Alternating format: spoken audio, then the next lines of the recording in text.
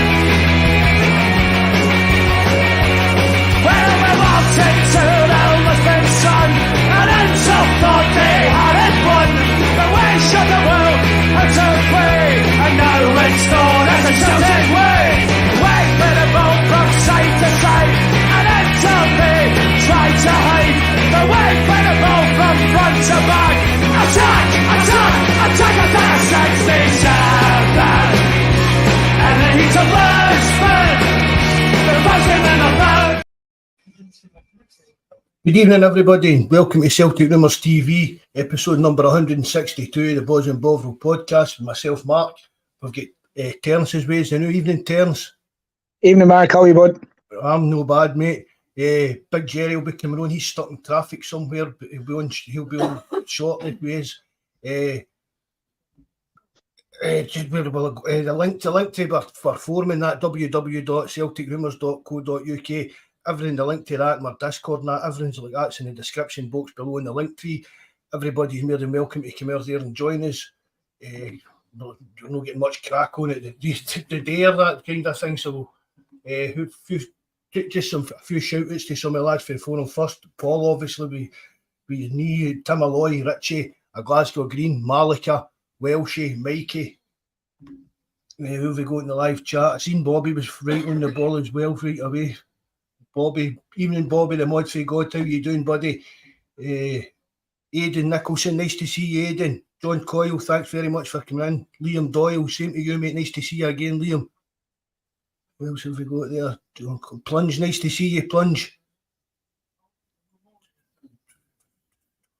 Plunge and evening Grot Bags. Mark McDonald, I think that's a new name maybe. Thanks very much for joining us, Mark. Nice to see you, buddy. Brian, evening, Brian. Good for joining us, mate. Love it. Good man. Nice to see you. Kieran as well. Brilliant, mate. Thanks very much for coming in. Peter Boyle for Down Under. Nice again to see you, Peter. Stephen Coltart. Nice to see you, mate. Thanks for coming in. Bobby Knight, 1962. Cheers, mate. Thanks very much again for coming in. Willie P, M2269 as well. Henky, Maravchik, Martin, Davy Gallagher, Rod Patel, hail, lads. Thanks very much again for joining us. Getting busy numbers in here, isn't we, man? Take me longer every week to get doing that, every podcast to get doing that list. So is everybody, San Francisco, nice to see you again, mate. Thanks very much for coming in. So is everybody in a good mood today then?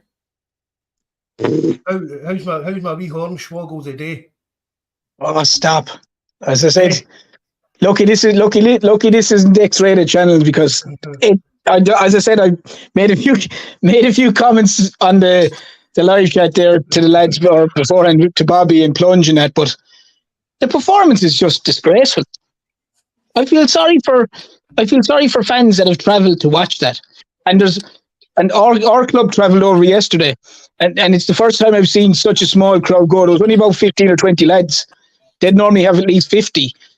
But it just, as I said to you there, Mark, beforehand, the players have regressed so much from a team that won a treble last year. Alistair Johnson, I know he wasn't playing, but he looks like a different player. Greg Taylor, Kyogo, McGregor, I don't know who McGregor is. McGregor has had 2 games this season where he's played respectable. Other than that, he's been shocking. As we discussed before the game, his miss on the goal, the chance was like missing your mouth with a fork. It was harder to miss it than it was to score it. Like, and the manager has a massive amount to blame on this. You're winning the game 1-0. Yeah, you take off. Even though Ida doesn't do a whole amount, at least he was some kind of a target man. And they bring on Bernardo instead of bringing on Awasa to try tighten up the game, because Celtic now look like when an opposition pressed them like Kilmarnock did, that they can't deal with it. And he's asking guys like Stephen Welsh and Taylor and Scales and Ralston and these other guys to do stuff they just can't do. He's asking them to pass a ball around their own box where you're expecting a mistake. And to be fair, only for Joe Hart, probably in the last 3 or 4 games, Celtic would be a lot more than 2 points behind them. A lot more. And to think that they were 8 points ahead a couple of weeks ago and they're now 2 points behind. If that was Ronnie Dahlia or the Spurs manager, they'd be getting sacked for it. 100% they'd be getting sacked for it. And he's the way he plays, the pace he plays, it's just dreadful. And to me, this lands squarely on the manager's shoulders and the players' shoulders, because their performances both on the pitch and off the pitch are appalling. Well, I don't think I disagree with much of that, James, to be honest with you. Evening, Greg. Thanks very much for coming in, mate. All right, Jerry, how's it going? Aye, all right, mate. Yourself? I'm no bad. Right, Jerry, how are you, bud? Right, Ter, how you doing, mate? Good, man. Good, you? What's your component, Jerry? I was just listening to Ter there. I think he's kind of hit the nail on the head with a lot of it. My only taking it is like, there was absolutely no urgency. We've seen it all coming. I agree, it's a good point about Awata. I would have him on as well to tighten that up. We knew, for the last 10 minutes, we knew what was coming. It was just a matter of when. We're giving away too many clear-cut chances. They had a couple of chances from set pieces they could have scored from. The boy got away from Scales, had a free header in the box. There was another couple of good saves by Joe Hart. We're very weak. And it's not just to think where we've came from last season. We had some alright performances at the start of the season. I mean, we drew 2 each with a decent Atletico Madrid side. We had pumped Hearts, we had beat Aberdeen, we had some good performances at the start of the season. And to think where we are at now is frightening. Absolutely frightening. But there's I don't think changing a manager now is going to alter much. The board's not going to sack him and he's not going to walk away. So it's stick or twist. And I don't think at this late stage of time there it could change it. But I don't know if the players have down tools or what, but there's been a drastic drop off with too many people in their performances. Just before we came on here, I was talking to Terence, Jerry, and I said to him, I'm not sticking up for the board or sticking up for Rodgers or anything like that, but you can't blame Brendan Rodgers or Peter Lawwell or anybody for like Cal McGregor's miss yesterday. No. Do you know what I mean? I watched a video on Twitter earlier, and a boy, I can't mind the guy's name. I usually like to give him a shout out if I'm using their stuff on here. But he put up a video, and I think it was 17 or 19 like bad misses that Celtic had made in important games this season that would have changed the total complexion of our season. But if the board had bought us a decent, give us the money to buy a decent striker in the summer, it'd have been a totally different ball game. These chances be in the back of the net. You buy a left back in January to bail us out. You're not telling me there was no other left back in this world that was better than Burnaby. It's beyond me. And Scales has peaked as far as that. I'm sorry to say he's peaked for me. You watching him yesterday, him in Welsh, you think, my God, this is deplorable. It was a right poor performance. Do I still think we'll win the league? Aye, I do. However, it's going to take a massive change.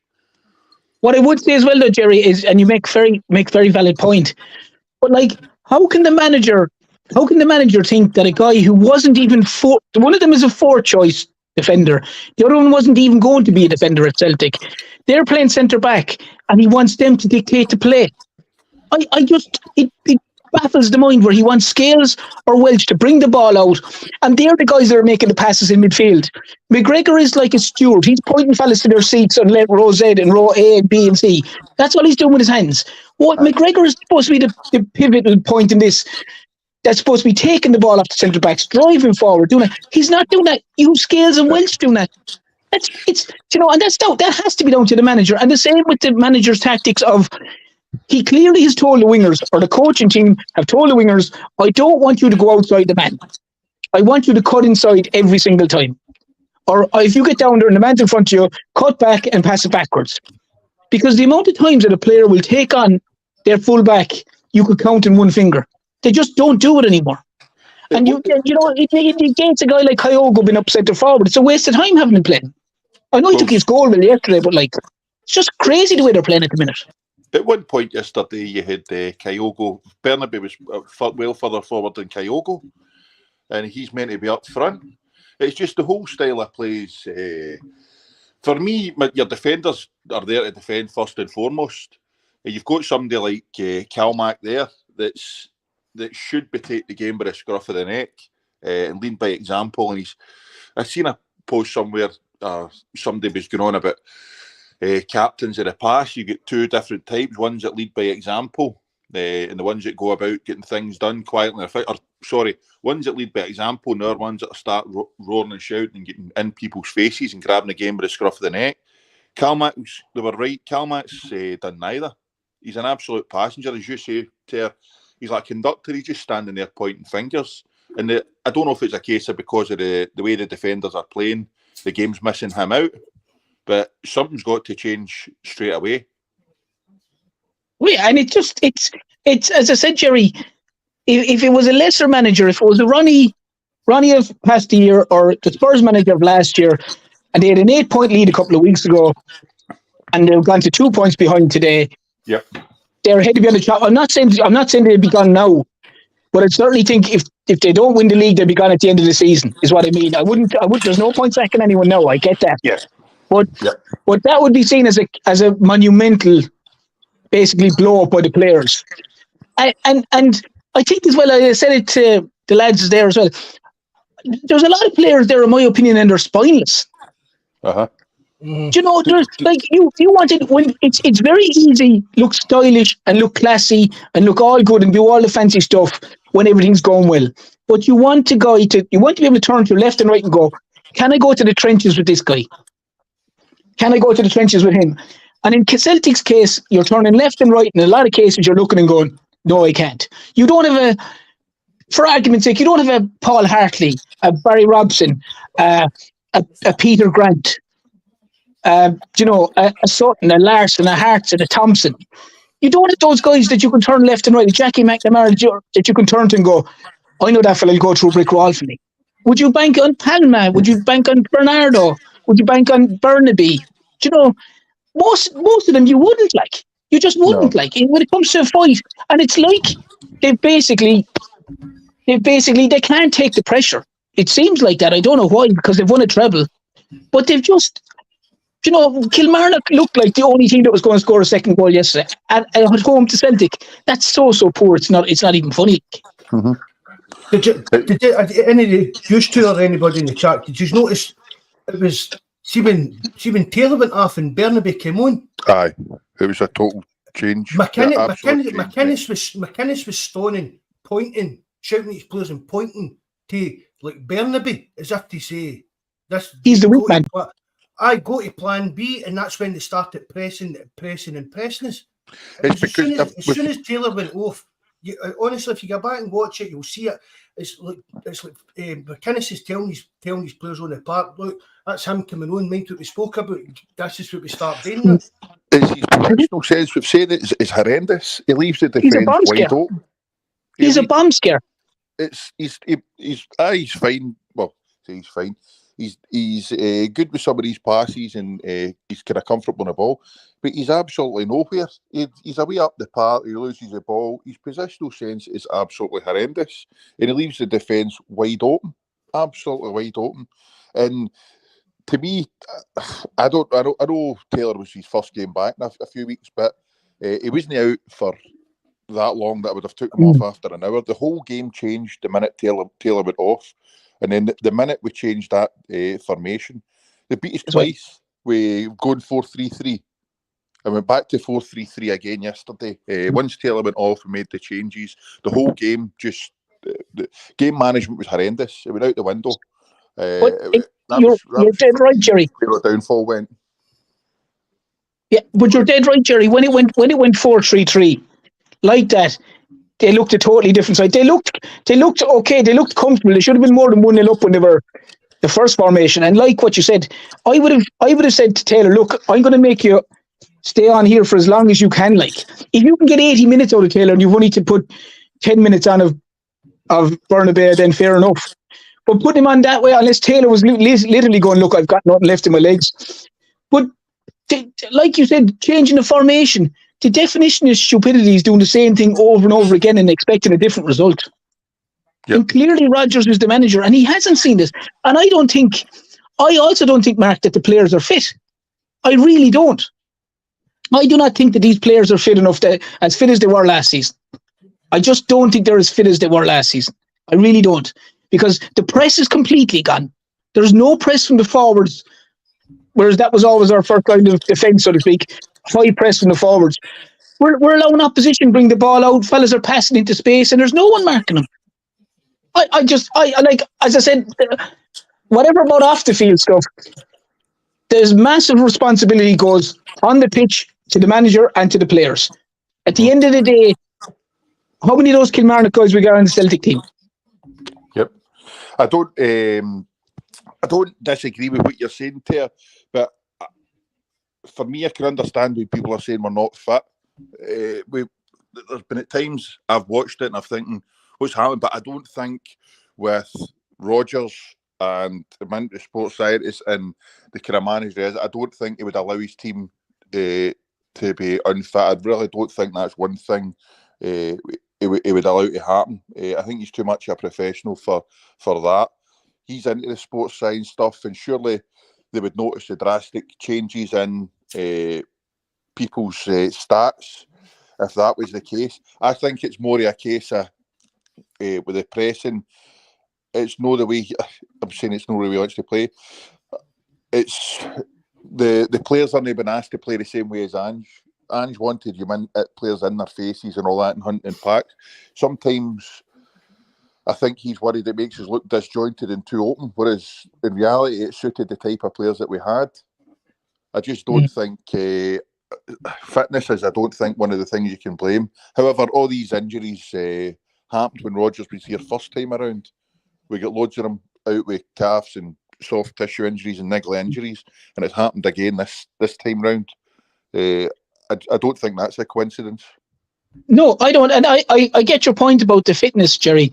What I'm more meaning is, I definitely don't think they're anywhere near the level they were. I'm certainly not saying they're unfit, but they're certainly not at the level where they were, in my opinion. Because also, like you just said there, anyone that's played a bit of ball, a bit of sport, knows you get your injuries when you start tiring. When you start feeling a little bit more leggy and you can't make that burst for the 5 yards or your trip. And like Celtic have had a spate of basically all hamstring injuries, calf injuries, whatever it may be. Yep. I just don't think they're as fit as they were. I'm not saying they're unfit, but I don't think they're as fit as they were. Because even the way Rodgers plays, it's very pedestrian, it's very slow, it's very stagnant. It's completely different to the way it was last year. Aye. The amount of times that we've had the ball in the opposition's half, deep in their half, and it ends up miles back at our goalkeeper. It's understand we need to go back the way sometimes, but it's been a pattern the whole season. We could have a corner or waiting to put a ball into the box, and the ball ends away back miles into our half, and that it winds up with Joe Hart. Aye. Yeah, it's true. The problem at times with stats is they can be misleading. Yep. You can pass the ball all you want and say, "Oh, Celtic made 850 passes," but show me how many of those passes were in the, if you want to deem it, the red zone. Exactly. In the opposition, not this side to side passing like a crab. Like, do you know what I mean? It's fine saying, "Oh, Celtic made 850 passes." Yeah, but how many of them were effective passes? How many of them were forward? How many of them weren't sideways? Do you know, all them things can be so misleading. Yep. And you could say, at the end of the day, as I keep repeating myself, this is down to the players and it's down to the manager and the coaching team.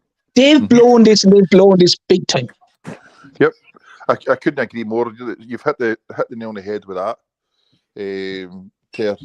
I've said it myself, but I don't know. You look at it. I'm trying not to go over, but because I think somebody had asked earlier on how I still think we'll win it, and I think it's because we've got the better. We do have the better players and the better squad, and I don't think they've got it. I think we've got their number. I'm praying. Well, do we have the better attitude, though, Jerry? Do we have the better attitude? I don't think we do. Not at the minute. The attitude looks poor. They'll maybe come out and try and play against us and think they're a team. And better, and I don't know if it'll maybe the space will maybe open up and play into our hands a wee bit.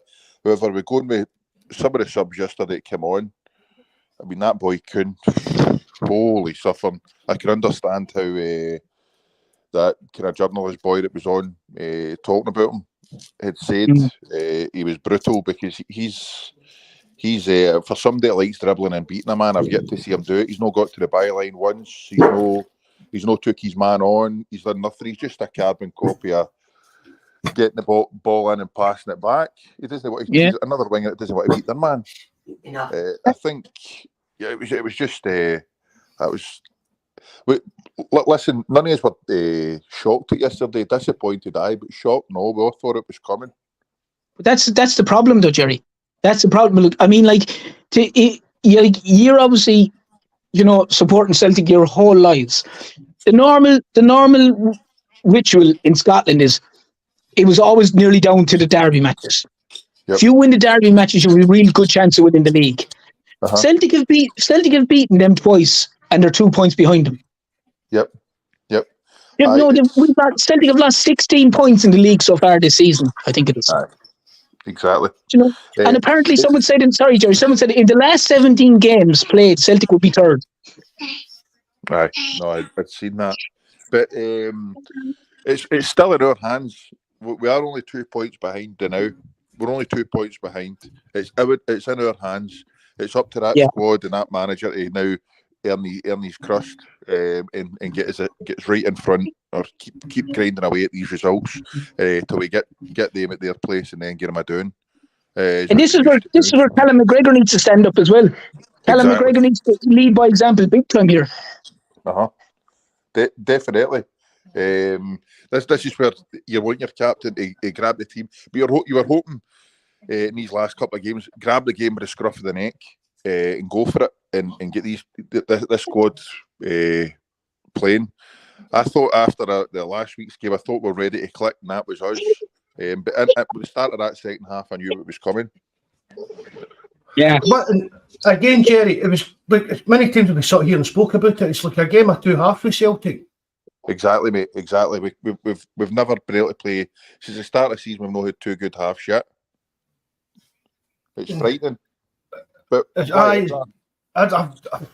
got no. Honestly, I couldn't even think why. I really couldn't. I don't think. I mean, because sometimes it's the first half and sometimes it's the second half. If it was always the first half was good and the second half was garbage, you could maybe say, look at what Terence is talking about. Is it a fitness kind of idea or something like that? Yep. But I don't know. It's absolutely baffling. Just 2 seconds. I've missed hundreds of people coming in just to let me give some people a shout out. Mikey, I didn't even realise you were there. I know, man. I just said that, man. You had a couple of sweetie wives sitting there. Mikey, I saw you in there. Mikey, thanks for coming in. Mikey, Kaiser, I caught you as well. Smell the glove. I think that's a new guy as well, but I'm sure anyway. He said that he just listened and liked us and that. Thanks very much, mate. Every subscription, that really appreciate it.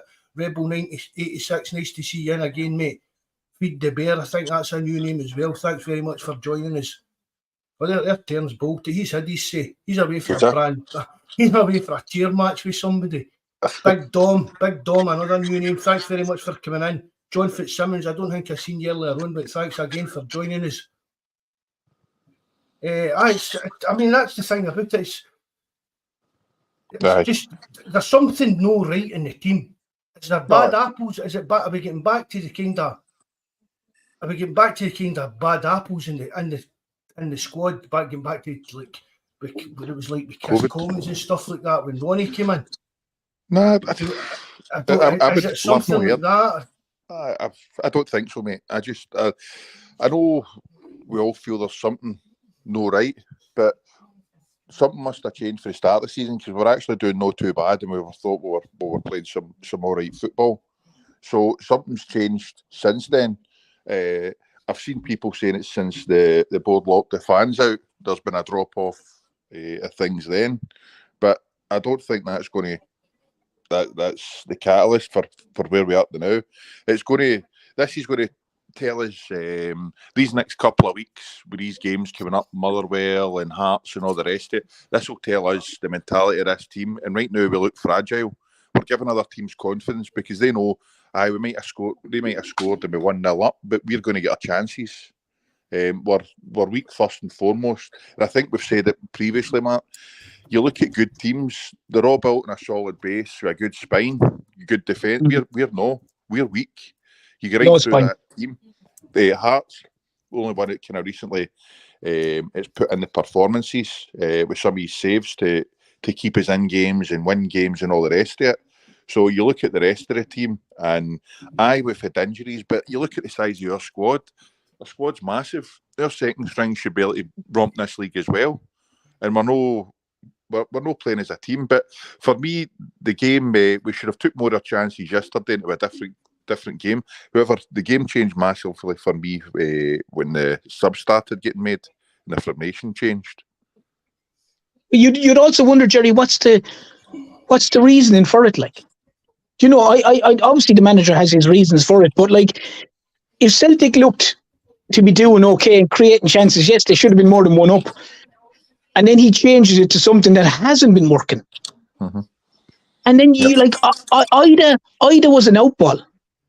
Yep. Whatever he laid off a beautiful ball for McGregor when he missed a sitter during the game. Like he held up the ball well, something that they don't have. O's just not at the races. You know, Kyogo took his goal well, but he comes back too far now because of what they want him to do. Like, you know, you have to say the manager surely has to go, look, I have to leave these guys on for as long as I can possibly afford to leave them on for until someone's absolutely hanging, and I have to take them off. You know, because the subs that they have, some of the subs they have just aren't good enough. Like, no. But the other way you can look at it is Welsh and Scales are only in that team because of injuries, and we've no spent decent cash. Oh, I agree with you, yeah. But in fairness, Scales has been he dropped McGregor. Yes, 100%. But Scales. Sorry to go back to your point, Jerry. With the greatest respects, apart from O'Reilly, who's been head and shoulders the best player. I'm not trying to be biased because I'm Irish, but Scales has been probably the second best performer in Celtic this season. Like, and that says a lot for a fella who wasn't supposed to be even in the squad. Like, no, I'm not. I wouldn't take it away from him. I think he's come on leaps and bounds, and credit where it's due. But he's still not the finish. But he's still not what Celtic should be having there. No, agreed entirely. But he's come on leaps and bounds for somebody that I thought would have been away at the start of the season. He's done really, really well. But I think it's a sad state of affairs of where we're at now. Oh, it's shocking. But I agree with you about the McGregor point as well, Jerry. If it wasn't McGregor, who we all knew, would like it, you know, he's captain. Like his performances and the way he's playing, he doesn't justify his starting place in the team. No. Guaranteed. I couldn't agree more. And I don't know- Unless they push him further forward, maybe, but he doesn't start. He doesn't deserve to start in that CDM role if that's what they want him to be playing. No, but we've got one there sitting on the bench that we should maybe. I think it's maybe time he's going to need to do something a bit drastic to try and change things, because there's no point in going for rinse and repeat here, because the same stuff's just going to happen. So if he did decide to drop Kilmarnock, because we've been waiting all season for him to play out of this bad period he's been in. He's had 2 good games and both of them against the Orcs. And that's been it. We keep thinking, right, well, hopefully he can play out it, but it's too far into the season for that to allow that to happen. If he plays Awata, I think it could maybe help things with the way they're wanting to play, and then it'll maybe stop teams run right through the centre areas, because we're way too open. Yeah, I know he wouldn't change the formation to this, but because the Celtic wingers are so bad, like I'd nearly love to see him play 3-5-2 and have a like Maeda as a wing back. I know his crossing isn't much better, but like Palma and whoever is Kun or whoever is, the rest of them are rubbish. Like, you may as well have they may as well pack the middle of midfield. Let's do what they're doing, because the wingers can't cross the ball anyway. No, our wingers don't want to beat the man. Not never. It's Palmer was the worst yesterday. He created a couple of chances we should have scored from, but again, for me, he's as frustrating as anything when it comes to trying to beat his man. And that attempt he had where he could have squared it, I think it's like Mark said when Jota first came in with his decision making. Oh yeah, Mark could say that a lot of the teams turned down the chance to look at, or I'd say that Jota's decision making in the final third was what kind of let him down. But Palmer's not a patch on Jota yet. But yesterday he had a couple of decent chances we created, but his end product came in far better than it was. But somebody said about Hearts got his finish second. There's no chance that's going to happen. No chance. I don't think so. No, I don't. I think Rangers have got that sewn up. Aye. I think Rangers are guaranteed second spots. I can't see Hearts catching them now. Aye. As you say, Mark, we're all gutted and disappointed. Considering there's 39 points still to play for. What's that? There's 39 points. Is it 13? Is not to go 13 games, 12 games now. Yeah. So that's what 36 points to be played for. Yeah. I mean, I mean, I said it on the phone. I can't believe that there's so many. Right, I know we're not playing well and stuff like that, but I mean, again, we've still put started now. I'm doing 2 draws in our last 11 games, is it now? I mean, and the Celtic fans actually fucking writing off the league, and it's only February. But remember, I mean, how many times did the league get down to the last day of the season? Yep. Yeah. But it's unusual for Celtic to lose 16 points this far in the season. You know what I mean? And it's shocking in the performances. But as I've said, I mean, really, you're playing Kilmarnock at Celtic Park.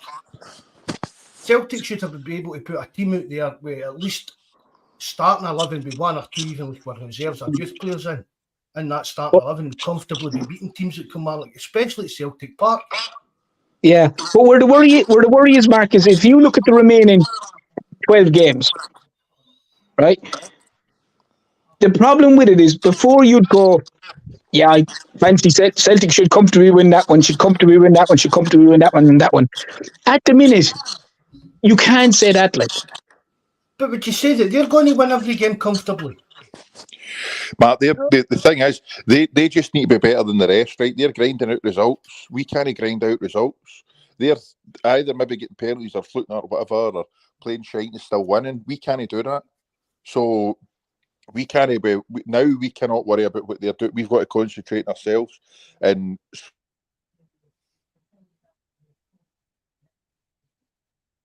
you've cut off here, Jerry. Yeah.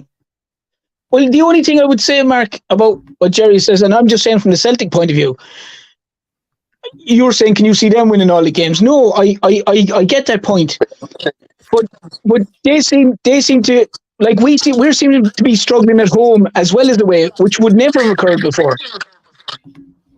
Yep. That's where I see a slight issue. And, you know, we're dropping points at home to Motherwell, St. Johnstone, again yesterday. So they're the teams we would have ever struggled at home against. You know what I mean? Mm-hmm. That's what I kind of would worry me. And we're struggling away at the minute as well. Like, but particularly at home, we would have never struggled. You would have considered those games home and home. It's much the same as them. They normally win most of their home games. It's the away games where generally we would drop points. Right, it's we're dropping on right, left, and centre, as you said, there. That's the biggest thing. It's home and away. That's the problem. Yep. But if what Mark said about McInnes, they obviously had thought that Bernabeu was going to be starting, or at least yesterday when Taylor was out, and then maybe it's threw a bit of a curveball with Taylor starting straight away. But they knew that the way things are, we tend to give players an hour and then take them off if they've been out. They knew what they were wanting to do. They were wanting to target Taylor, Bernabeu, because his positional sense is abysmal. And they knew that if they started pressing, they were going to get joy going down that right-hand side to try and lump balls into the box. But Jerry, if they can see that, surely the God our manager can see that. Like, of course. I don't know if it's ignorance. What should they have done? I mean, Taylor's obviously just coming back off that injury. Well, for me, Mark, I would have put my head over there to help him cover. The same way that he does, the same way that they do against Rangers when Tavernier's over that side. They always put my head over there, and he bombs back and he keeps covering all day. And you just say to my head, look, I need you to cover him because we know he's a bomb scare, but Taylor can't last anymore. I need you to cover, to nearly play like a wing back here. That's only my opinion, because if you know your man's for the birds and he's going to be above and Rosette, he's going to be further in the centre forwards, Bernabeu, then you need to make sure your full back or your winger stays behind him. You're right there, Ter. They had a good Taylor and Maida work well together as well there. But it's sick. It's sickening to think we were, but I don't think it's over. It's definitely not over. Yeah. Or even Mark, you bring on Iwata to give that bit of protection there, to say, I don't want you going past the halfway line. If he bombs forward, I want you to fill in. Mm-hmm. Now,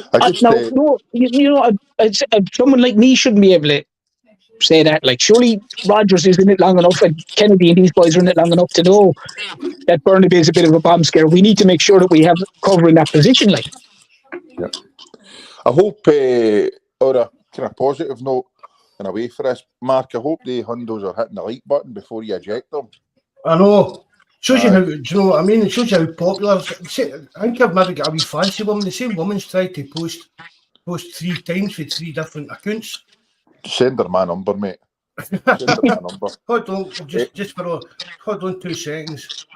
Just for the more that are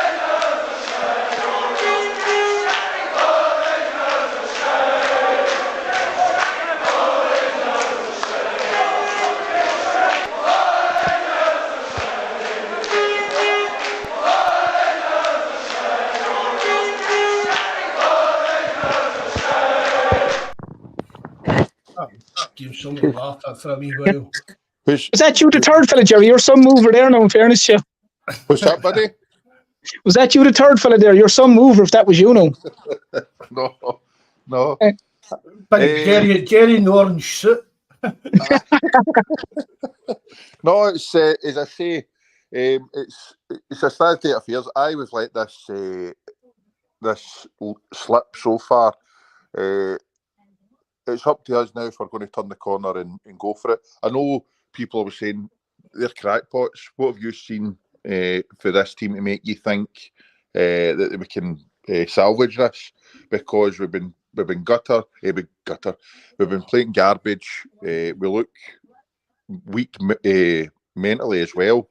and teams are starting to get confidence when they come and play us. Before, when we come into home games, you didn't think any of these teams were going to be able to take points off us, but they're coming to Parkhead now thinking that they're able to take points off us. However, I still think we've got the better squad and the better manager, and I still think we'll do it. They just need guys to start having a better attitude as well. Yep. And a bit more problem, belief. That's my problem, Tare. I mean, as I says, I'm not sticking up for the board saying this, but once the players cross that line, it's up to them. It's on them. It's up to them to put in that performance. Mark, these are guys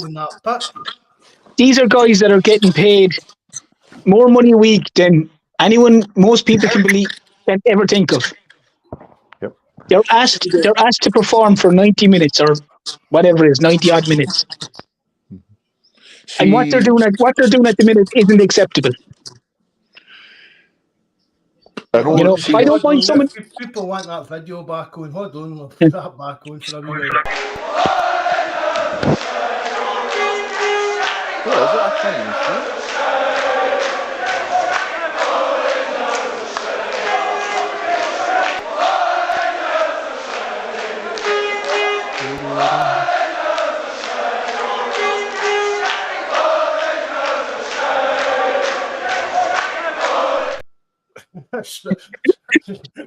No. Small minds. What I meant by it, Jerry, was like no, none of us here would say ever Celtic have a divine right to win any game. You get in what you get out of what you put into it. Yep. And I've no issue with that. And the same way that you don't expect Celtic to win the league every year. But you do expect performances. You do expect people to put in the effort and the commitment. What they should be doing, what they get paid to do, and what their 60,000 people in the stand expect them to do. Yep. And the problem is, at the minute, you don't feel that players. I don't feel that players are coming off the pitch upset that they've lost, upset that they put in the performance they put in. Whereas other players of yesteryear, your Neil Lennons, your Jackie McNamara's, Alan Thompson's, Chris Sutton's, they'd be Martin O'Neill's, they'd be bullying a performance like that. And as well too, Rodgers, we all complained when the Spurs manager just stood there with his arms folded and he wasn't roaring and shouting when there was games that were very stagnant and very poor as well. The manager is doing the exact same thing here now. There doesn't seem to be little or no movement from Rodgers at the minute. Yep. So maybe I'm missing something. I don't know, but I don't know. It seems very, very surprising that they're playing so poorly. The attitude seems so poor on the pitch, but yet there's nothing coming from the sideline to I don't have a problem if the manager comes out and he lets rip at some player. You know what I mean? I'd rather see that than the manager just standing there with his arms folded and saying after the game, yeah, we weren't good, it was a poor performance. Well, we all know that. Stevie Wonder knows that. He didn't even see the game, like. You know, I don't know, there's something seriously wrong, like. No, I totally understand. I totally get it. I don't know. I still think we'll turn it around here. I really do. Well, they have to. I don't think it's wishful thinking. I know every day there's a lot of people saying they blame the board, they blame this. I blame the board. However, I'll be honest, I hate them. I genuinely hate them, but there's nothing we can do about that now. We've got to get behind the team as best we can because we all know we're all wanting the same thing. 99% is wanting the best for Celtic, and it's to win the league. I know that there's a couple out there that secretly don't because they want to be able to turn around and say, we knew this would happen, I told you so. But when we get bad results, there's always a massive overreaction. And I think we need to kind of settle down a wee bit. We've dropped points recently. We're going through a bad patch, but I still do think we'll turn it around. There's plenty of time left to get it going. We can't really afford to drop any more points at all. We're really going to need to be near enough maximum points for the remaining 12, 13 games, whatever it is we've got left. But not to repeat myself though, Jerry, it's not the losing per se. It's the manner. That's my problem. It's the manner of losing. That's it, mate. I agree. You can have a game where the opposition keeper has a worldie. It's happened before, and Celtic are peppering them and playing good, solid football. But at the minute, there's no excuse for the performances, let alone the results. Like there is just none. And I said it lies squarely with me, with the players, with the manager, and with the coaching team. The whole offside things and the transfers, yes, fair enough, but that's done. That can't be right. That can't be changed now till the summer. Yep. What the squad is, the squad they have is the squad they have. That squad has to be able to make it work and win games, and should be able to beat a Kilmarnock, with the greatest respects, or a St Mirren or a Hibs or a St Johnson, with the greatest respects to any of those teams, at home and away. And at the minute, the players are not putting in the performance for me that's even remotely passable on the pitch, and it's just not good enough. I agree. It's a couple of things you've said about the performances, and we've not got divine right to win games or all that. I can take getting beat there as well. No problem. No problems with getting beat as long as they go down trying and fighting and all the rest of it. And we're not going to get through every game every season and no get beat and no have tough performances. But as you said yesterday and previously, some of the games we've played, it's been dire. You've been thinking that me and you and Marco, well, maybe not Mark, would pull on the boots and get and do a better job than some of them that are out there. But there's nothing. Can you even that probably could pull on a boot? Pull on one. Pull on a boot. But I might be pulling about tonight if that fat munter that's trying to get in here contacts me. You never know. So see, I've lost my train of thought. I was thinking about that there. I've lost my train of thought. I must have been talking shite, Mark. Move on. I forgot what I was going to say. Move on. Me move on. That's not like a word then. No, as I say, I think I can understand. I know we're going to get beat, but it's the performances. That's it. That's the galling thing. Sometimes you just wonder how in God's earth can the people we can see what's happening and what's coming, but the manager and all the rest of it can't. But the transfer window's gone. There's nothing we can do. We can't do a thing. This is what we're left with. This is the squad we've got. We've got to get behind them and believe that we can get this done. Because I'm all for it. But the players as well, though, Jerry, have to put in performances to make the fans get behind them. When fans are looking at that and seeing players who look like, in some cases, don't appear to care very much, it really does get the blood up in fans, and understandably so. A lot of fans pay a lot of money to travel to those games. Likes of Welshie, the likes of lads from the supporters club, the likes of lads from all over the place, travel long and far to support the club. And when people see some of the performances that players put in, players want to be 100%, or supporters want to be 100% behind Celtic and are behind Celtic. But the players also need to give them something to be behind. And at the minute, what they're doing on the pitch, it's not acceptable. You wouldn't accept it in someone in your own place of work. So it shouldn't be acceptable that these guys are allowed to get away with this. Mm-hmm. Definitely. I totally agree with that. There are players out there, and I'm not saying they're not trying their leg, but they're not giving everything they've got. It's definitely no. And again, as a captain, I don't like singling McGregor out, because it's just he's been a great servant to the club, but this season he's been really, really poor. In the last few games, he's been absolutely ganting. He's a passenger, Mark. And see, like, talking about you shouldn't, you shouldn't be dropping McGregor, and captains don't get dropped and all that. But bullshit. If you're not playing well enough you shouldn't be playing. See, I mean, I'm not meaning Rodgers comes out and throws Cal McGregor under the bus. He's got a wee knock. Just say, you got a knock during the game last week, and it's just a wee bit tight. Do you know what I mean? Or something like that. Just to even just 2 weeks off or something like that. Then send him away to spend a week with his wife in Waynes or whatever, and then come back and just, you know what I mean? Maybe get his head back in the game.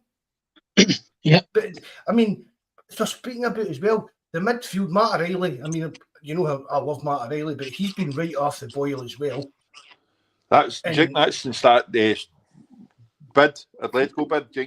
He's dropped off since then. Well, I don't know. I don't think so. I mean, No. because see if he was wanting to go, maybe no after his performances in the second half of the season, but I mean, there'll be plenty of suitors for Motherwell in the summer. I mean, it was only a couple of weeks ago, everybody in the chat on the podcast and that had him away in the summer, or there no way we'll be able to keep a hold of him and stuff like that. But Yep. I mean, the performances he's putting in they're just no up to scratch. It's just simply no good enough. There's no other way for it. McGregor, John. I mean, we're talking about McGregor can't get dropped. Right, take your captain thing out of it. Look at Alistair Johnson. He's hardly kicked a ball for his all season, and he gets dropped. So why are other? I don't care whether it's Kyogo, whether it's Cal McGregor or whoever. If you're not playing well, you shouldn't be playing in the team. No. It's had it. At the start of the season. Aye. I mean, every player can have a bad game or 2 or 3 bad games. You know what I mean? A wee kind of thing like that. But no, week after week after week after week, and you can't tell me this. You can't even tell me as well that Cal McGregor's happy with his performances when he comes off the park and looks back at them. Yep. Yeah. But Mark, even for a period of time, the only person that wasn't been taken out of midfield was McGregor. And when it was say McGregor, Bernardo, O'Reilly, or someone else was in there, like McGregor was continually week after week was the weaker of the 3 players. Yeah. But like Bernardo had been playing decent enough. Okay, he'd missed a couple of good chances in games, no doubt about it.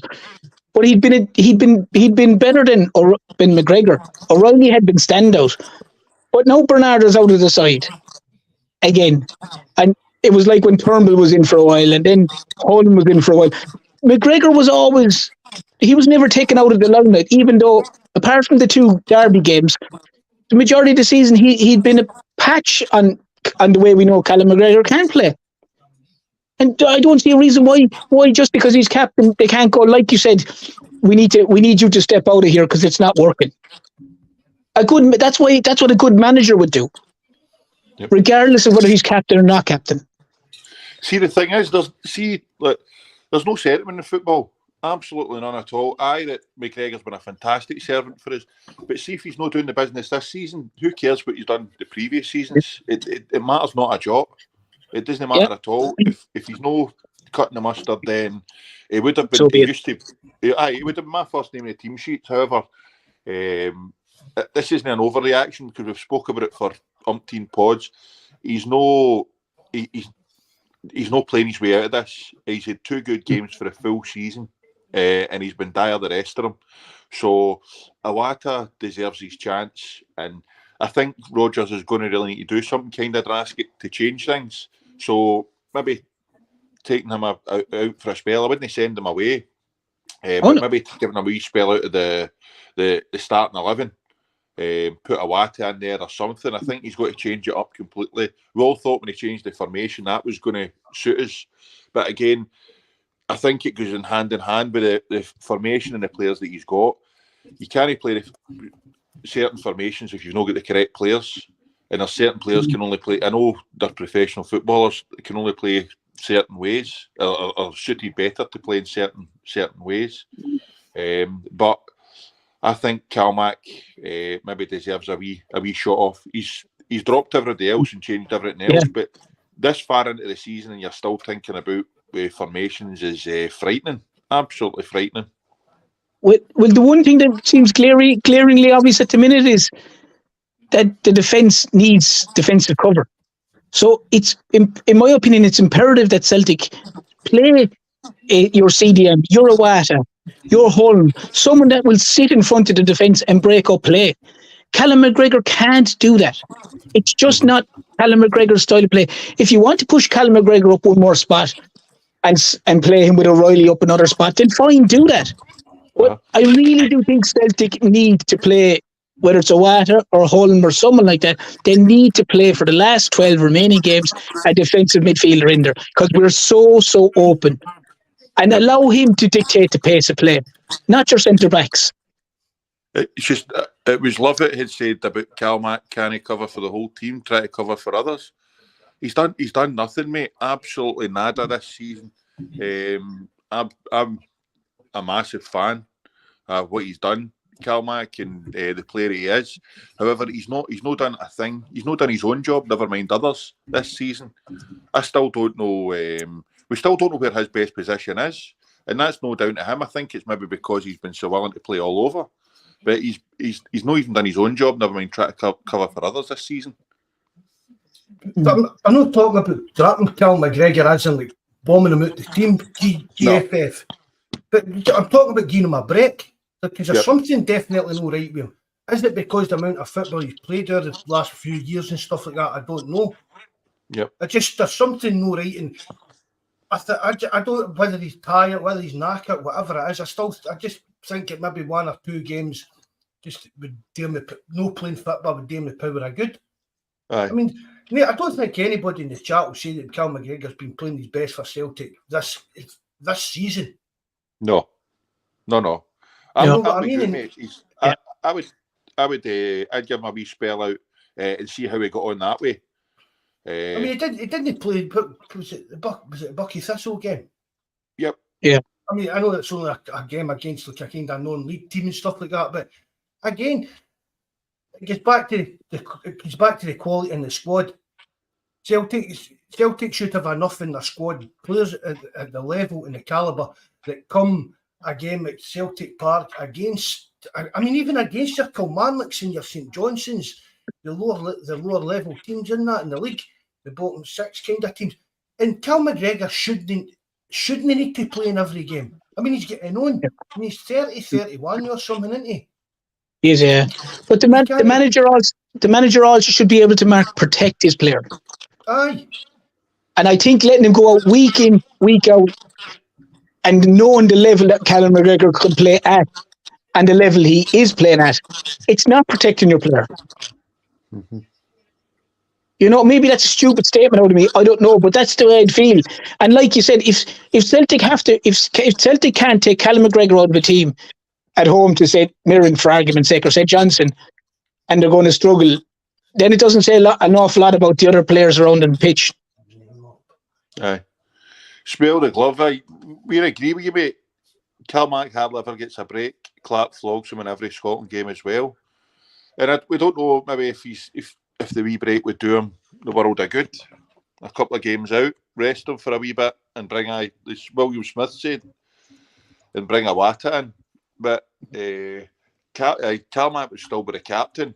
But it doesn't matter if he's a captain or no. If I'm that manager, I think dropping him is going to get me the result, and so be it. That's what it's got to need to do. Mm-hmm. David Moyes is a cert for this job next season if Brendan gets sacked or walks. Who's the cert? Davy Moyes. He's not getting that new contract at West Ham, you know. Yeah. I believe that. I don't want him at Celtic new either. I don't think the Bodo Glint fella. That'll be it. Nutson. I mean, I don't think Moyes would come near us after. I don't think so. I don't think he would come near it now either after that. I mean, it was. I get told for like people think I'm just a bit of a clown on this kind of thing, right? But I do hang on that Celtic forum and see the boys that do the English sites in that. A couple of them are quite high up in football and get right good contacts. And I've been told that Davy Moyes had a Celtic job, and then the next time Neil Lennon go to the toilet. Davy Moyes had been told that the Celtic job was his, and then the next time Neil Lennon go to the toilets at Hampden, and that's even at the time I said I'd rather have had Moyes, and I'd say that, and I will say this as well. See, if we did have Davy Moyes, we would probably be better in Europe, but it would still be boring as hell every week in and week out, probably in Scotland. But I mean, in Europe, he knows how to set his teams up defensively. Do you know what I mean? But that's the only plus point I'd have for getting somebody like Davy Moyes in. But I'll just leave you on this before I go on, man. You have to remember, if another manager comes in next season, you also have to look at where the manager is managing, i.e. their budgets that they're on. Because no manager from the Premier League, in my opinion, is going to go to Celtic when they see that their transfer budgets are £3 and £4 and £5 million players. It's different if a guy's coming from Bodo Glint, that guy who I would have hoped would have came in, his budget might be more akin to what the Celtic manager's budget is. A guy down in the Premier League, if it's a David Moyes and he's able to spend 30 or 40 million on a player, and all of a sudden he's coming up, he's spending 3 and 4 million on a player. I mean, like you can see, and who would they phone first? First person they'd phone is Rodgers. First person any of them Premier League guys would phone if they were potentially thinking of coming would phone Rodgers. What was it like? And sure, if he goes the end of the season, he's not going to give any glowing reports of the place. That's me, just my opinion on it. You know what I mean? But look, I'll let the two each chat away. I'm going to love and leave it and put the small fella to bed. Right, thanks very much for coming on, bud. All the best. No worries. Take care, boys. Take care. Okay, be good. Bye, boys. Family, we're love, Terry. Bye. Good luck, boys. Good luck, mate. There's Liz Donnelly saying that no decent manager would work under this board, and I couldn't agree more. It's the whole thing needs a total overhaul. We keep saying that, but I don't think it'll be the Moyes, Marco, no matter what happens. No, I don't think it will be Moyes, but I mean, let's hope it's Rodgers and we get a change of people on the board. I mean, all this talk about like Mark Lowell's going to be leaving and stuff like that, there's still rumours of that flying about, but you'd think something a bit more kind of positive, no positive, a bit more solid would have come out about that over the last few days. But I mean, I say it all the time, I sound like a broken record. The full fitment department's needing gutted at Celtic. Yep. The full fitment department and the relationship between the money men and the fitment department needs to be more, I don't even know, more friendly, more working together kind of thing, hand in hand. It basically looks after the fitment department and the money department haven't got a clue what's the way to go, what's the best way to move forward and how to properly invest money and stuff like that. Well, they've massively shot themselves in the foot regardless, because see that how good the accounts looked the last time they came out with that 70 odd million in the bank. They're going to look horrific for next season if we don't win this league, because bet your bottom dollar on it. See every penny they make, they'll reinvest. They'll put into that signing players. Mikey got to come on with his Jerry for a wee while. Now they'd love to see Roy Keane. Honestly, mate, I love Roy Keane. Any of the guys that have, for years, I've totally loved Roy Keane. Perverse ways, disgusting ways. Do you know what I mean? The second greatest man that ever walked the earth, apart from Jesus Christ himself. I swear to God.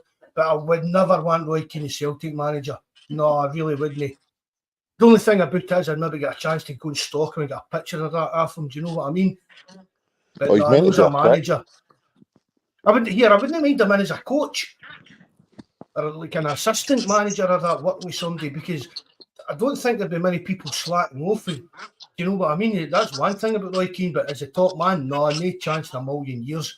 I think he's quite happy being a pundit now anyway, isn't he? After all the years. Who would want the stresses and strains of being a manager after? It's too cosy a gig, isn't it? Aye. I mean, he's tried it. He wasn't the best. I mean, he done well at Sunderland. They were bottom when he took over. Where they did bottom, aye. They were like did bottom or something, and they go and promote it, which is, I mean, you can't fault that. But apart from that, he's done nothing. Do you know what I mean? Yep. Evening, Mikey. All right, how are you getting on? Aye, we're all right, mate. How about you? You a wee happy man tonight? Always happy. Congratulations, Mikey. It's been a whirlwind couple of years for me with the Bairns never had any for 8 years. I've got another that'll be 2 now. You'll soon know it, Mikey. You'll be looking about 90 like me. Mikey already looks like that. Mikey already looks like that. He looks older than me. I'm only 37 and I look at I'm only 37, but I look about 67. I know the feeling, mate. I look as if I had the paper round in Kabul. I mean, I look as if I was born in Chernobyl because of these kids, and I'm only just 40. But that's like football's kind of took like a backseat for me the last year or so. But obviously, what's been going on with the Bairn and everything and that. But obviously, still watching and that when I could, and No, but it's totally demoralising what's going on at the club. But what you are talking about tonight, we've talked about for. This isn't just like a reaction to a bad result.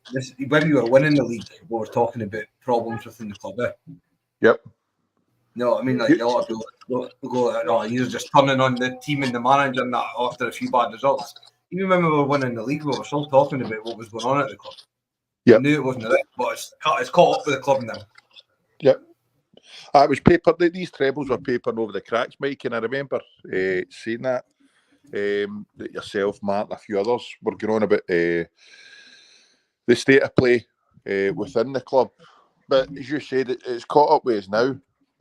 We like to act like the big club and kid on we're a big club, but we act like a wee club. And as I say, it's catching up. And there's all the shite decisions over the years that's culminated in this. But I still think there's time for us to do it, to win this league. But you're definitely against that, aren't you?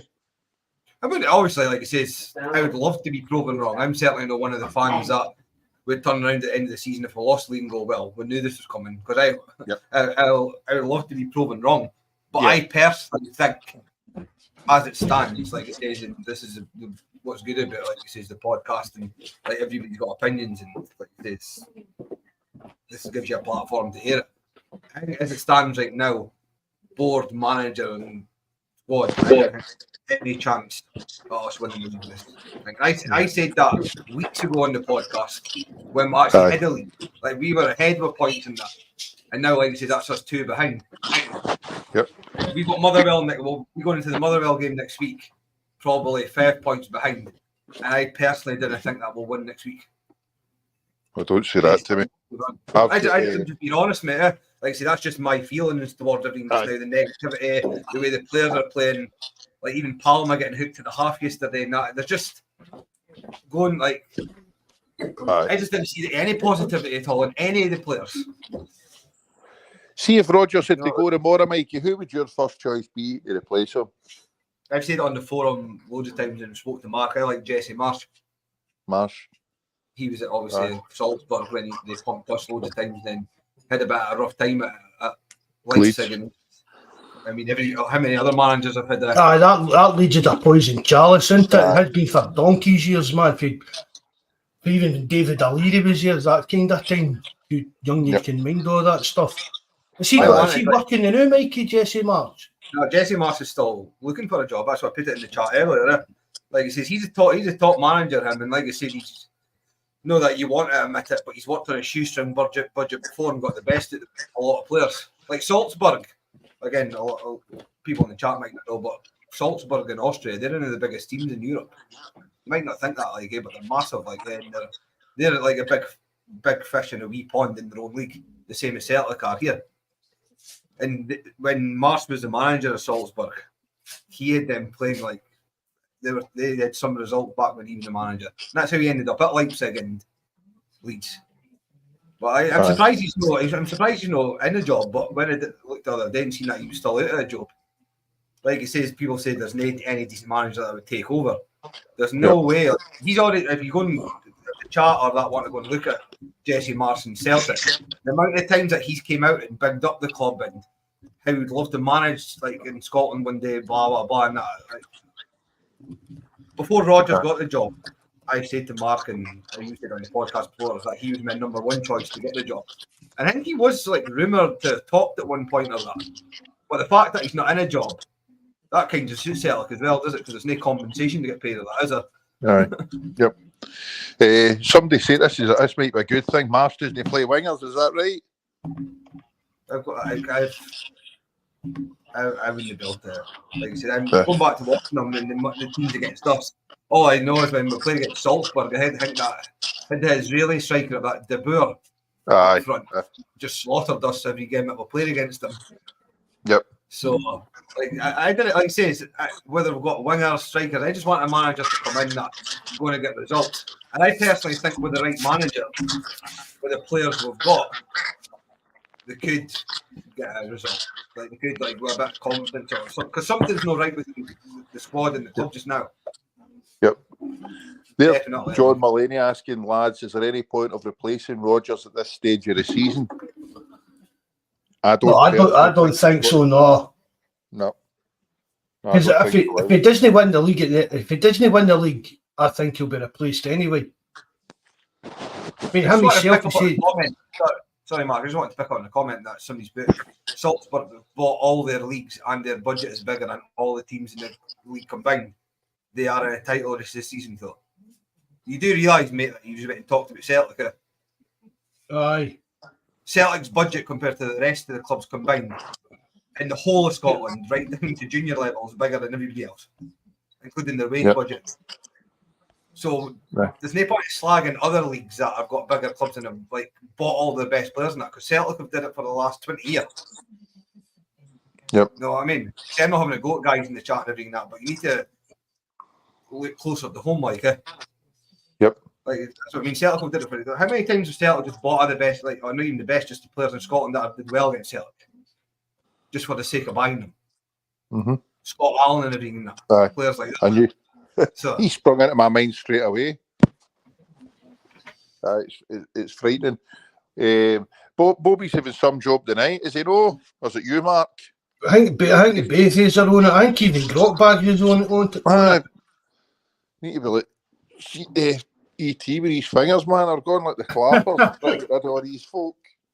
But as long as we've hit the like button, that's sound. I don't think we would benefit for replacing Rodgers now. But do you honestly think that come May, no matter what happens, he would get if he, God forbid, he loses this league, he'll get the bullet mark? Well, he said himself he'd be here for 3 years. Yep. That's what he'd signed for, at least 3 years, whatever he said, unless he gets sacked, basically. Well, if a Celtic manager doesn't win the league, especially that the new, I think he should get sacked. Mm-hmm. I definitely do. If Celtic don't win the league, and I'm the same, I still think that we will. But if we don't, I would definitely be looking to replace Rodgers 100 million %. Or they need to get things. The only way I would accept Rodgers being in charge next season if there was changes behind the scenes. Yep. That you knew things were going to change. Just Mm-hmm. we don't want to win, right? We don't want to scrape winning the league this year and then just plod along all summer and that the way we've been doing. Do you know what I mean? Yeah, agreed. If we do win the league, we need to back Rodgers and get again. I keep saying it. We need to get the football department sorted out. A total rehaul of it. Do you know what I mean? For the scouting to everything needs rehaul because it's not working. There's nothing in the Celtic football department to know that's actually working to its full capability, in my opinion. Whether it's scouting, whether it's training, whether it's the man management of the team in the park, the players on the park, whatever. There's just something rotten in Denmark. We Shakespeare quote there just for the uninitiated there, the bit of intellectuality. I think there's something different. Say Shakespeare. Nah, who's he? You never read Hamlet? No. Was that at school? I thought you were at uni.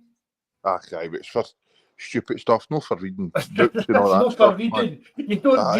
You don't read at uni anymore. I've got the headphones and that on and get spoke out to, so it's all right that way. No, I don't. I seen a couple of, like, where was it? It was Aidan Nicholson and then Stephen Fox. Aidan was saying Rodgers won't get sacked 100%, and Stephen Fox was saying, "Come and judge me in May, Brendan Rodgers." I agree with Aidan. I don't think the board would sack him, especially not now, because I think it'll make them look as if they've made the wrong decision yet again. And Rodgers did say come back and judge him in May. So whether that means he'd be willing to walk away, I just don't know. I don't think he'll walk away, and I don't think that board will sack him. I think we're kind of stuck with him either way, and I wouldn't trust that board to do anything at all, make any right decision, because it's frightening. And Desmond's got to get the finger out. He doesn't bother going to games, AGMs, or nothing. I know he's meant to leave it to others, but you would have thought he'd have had some sort of interest in what's going on, because I'm certain he doesn't run any of his other businesses the way he runs us. JFP's in the sales under Celtic Park. He'll not be back to next season. Guaranteed. He's scunnered. But He's going not back to even Rod, been, he's not been posting in the forum or that, JFP. Nah. I mean, he's all right. I've emailed him and that, but I think he's just that pissed off at it, or that he Aye. just... There's a lot of folk scurred. I know, Matt, you've said it. You get it. You've seen it every year in the forum. But I honestly think that there's a turning point now with the fans and the board, regardless of what happens come May. And see the thing about it, that's what Mikey was saying. Sorry, Mikey, to cut you off here, bud. But see what Mikey was saying earlier on. Even if we've been doing podcasts, we've been doing the forum. Even when we were winning trebles, I always spoke about things. We weren't running things right behind the scenes. Yep. We need it. And I know the Huns tried to get him working there, and it didn't work out for him. But John Park and that. See, when John Parker was at Celtic, Peter Lowell trusted him. So at least there was some kind of footballing input to Lowell's wee bubble. He'd been director of football and stuff like that. But I've said it for years, that Mikey, and you know it as well. I'm on at you about it all the time. Celtic have dropped the ball so much for 2012 that it's unbelievable. Actually, it really is totally unbelievable. The amount of Champions Leagues that we've missed out on, the money that we've wasted on, inferior.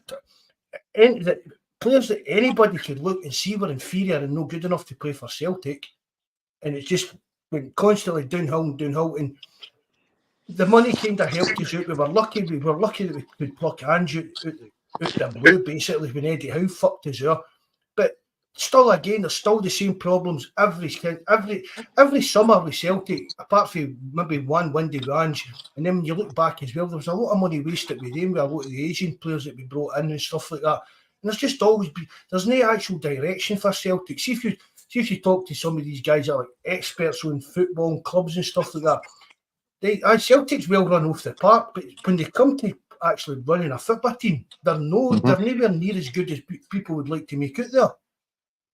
Yep. just going back to Definitely, Brendan mate. Rodgers. Sorry, going back to Brendan Rodgers, like when he came in. What kind of manager comes in and says, "I'll be here for the 3 years"? What gives him the fucking right to even dictate that? Yep. Like, see, on a serious note, like, what kind of manager would come in and say that? Somebody that's just too big for their bit to... But that was his contract, Mikey. I mean, yeah, but the way you say it, like, "I'll be here for the 3 years." Yeah, but because you fucked off the last thing. You know what I mean? Like you said, he's not... I think if it was any other manager, other than Rodgers just now, what's the chance of them they would have been sacked by now? Gary or Terence said that earlier on as well. If it had been like Ronnie Dyler that having this kind of run.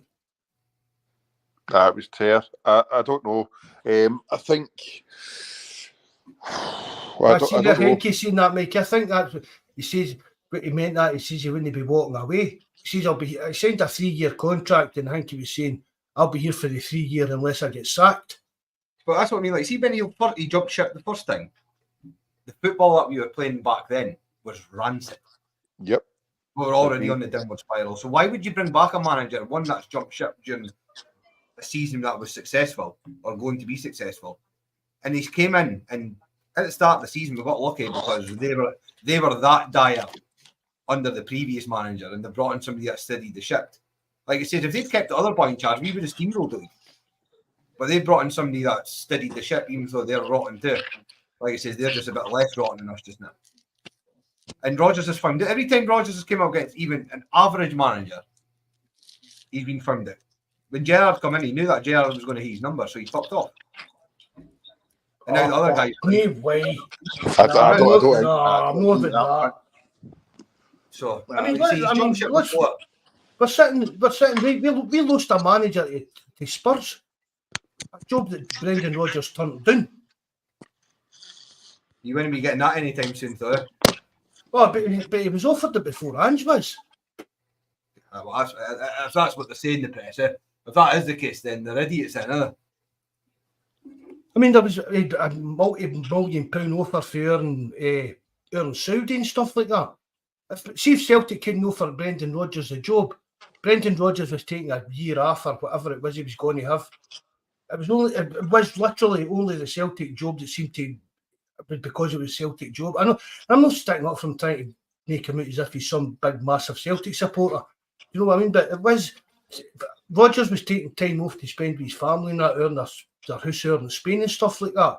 And knocked back the Spurs. He didn't even knock back the Joe. He just told me he didn't even want to talk to him about it. He knocked back Joe Bofors for Saudi Arabia and stuff like that because he didn't actually want to work. But see now that I'm sitting saying that, is it Rodgers that's that tired he needs a break?